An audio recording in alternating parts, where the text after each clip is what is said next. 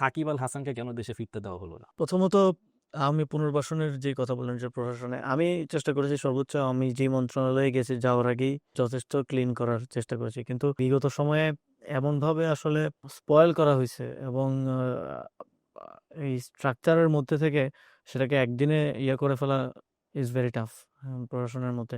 তবে আমরা আরো ভালো করতে পারতাম, অবশ্যই সবসময় ডেভেলপমেন্টের সুযোগ থাকে। এখন আমার মনে হয় না যে আওয়ামী লীগের সময়ের কোনো সচিব কোনো জায়গায় এখন আর দায়িত্বে আছে। সবাই এক ধরনের ওএসডি অবস্থাতেই আছে অথবা বাধ্যতামূলক অবসরে পাঠানো হয়েছে। এটা অবশ্যই তাদের আগের অপরাধ কিংবা হচ্ছে অনিয়মের কারণেই অবশ্যই। অবশ্যই সেই কারণেই।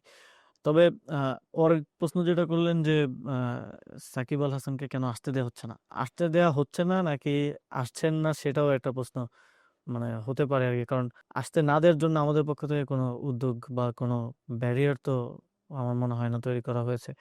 যেটা আ আমিও নিউজে দেখেছি যে আ হয়তো আ বিদেশ গমনের নিষেধাজ্ঞা সহ সেটা তো যথাযথ আইনি প্রক্রিয়াতেই হয়েছে। সেটা ডিএফআই এর কাছে যদি কোনো তথ্য থাকে, ফাইন্যান্সিয়াল ইন্টেলিজেন্স এর কাছে, সে তো তার মতো করে ব্যবস্থা নিবে। দুদকের কাছে কোনো তথ্য থাকলে সে তার মতো করে ব্যবস্থা নিবে। আ তো সেখানে তো আ এই প্রতিষ্ঠানগুলোর আমি দায়িত্ব ছিল না, আমার হাত দেওয়ার সুযোগও নেই। তো আসতে দেয়া হচ্ছে না এটা ভুল ধারণা। আমি মনে করি তিনি আসছেন না।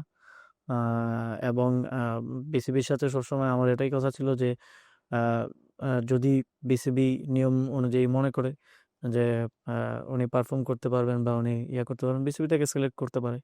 আ কিন্তু বিসিবি এখন পর্যন্ত এটা করেনি এবং আ বর্তমান যে পরিস্থিতি, দেশ থেকে নিষেধাজ্ঞা সহকারে যেই চার্জেস গুলো আছে, এগুলো তো আর ভাই সরকার ডিল করে দিবে না। এটার দায়িত্ব তো আমি নিতে পারব না বা অন্য কেউই নিতে পারবে না বা নেওয়া উচিতও না। এইটা তো ব্যক্তিকে ডিল করতে হবে। আ আমার নামে যদি কোনো মামলা থাকে বা কোনো অভিযোগ থাকে, সেটা তো খণ্ডন করাটা তো আমার দায়িত্ব। সেটা তো অন্য কেউ করে দেবে না।